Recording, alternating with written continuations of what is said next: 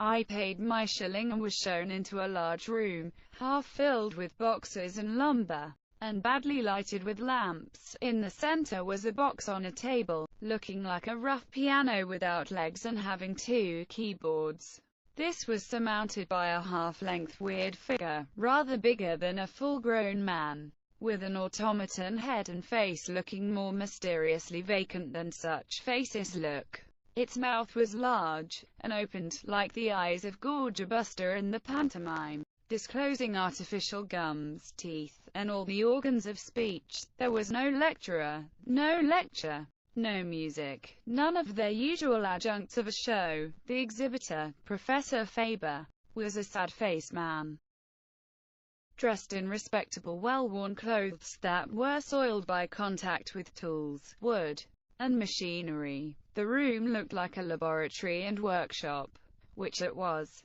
The professor was not too clean, and his hair and beard sadly wanted the attention of a barber. I have no doubt that he slept in the same room as his figure, his scientific Frankenstein monster, and I felt the secret influence of an idea that the two were destined to live and die together. The professor, with a slight German accent, put his wonderful toy in motion. He explained its action. It was not necessary to prove the absence of deception. One keyboard, touched by the professor, produced words which, slowly and deliberately in a hoarse sepulchral voice, came from the mouth of the figure, as if from the depths of a tomb.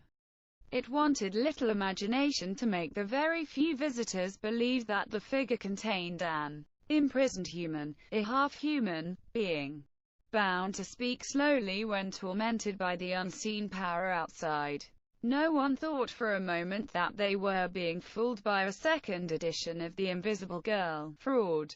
There were truth, laborious invention, and good faith in every part of the melancholy room. As a crowning display, the head sang a sepulchral version of God Save the Queen, which suggested inevitably, God save the inventor. This extraordinary effect was achieved by the professor working two keyboards, one for the words, and one for the music. Never, probably, before or since, has the national anthem been so sung. Sadder and wiser, I, and the few visitors, crept slowly from the place, leaving the professor with his one and only treasure, his child of infinite labor and unmeasurable sorrow.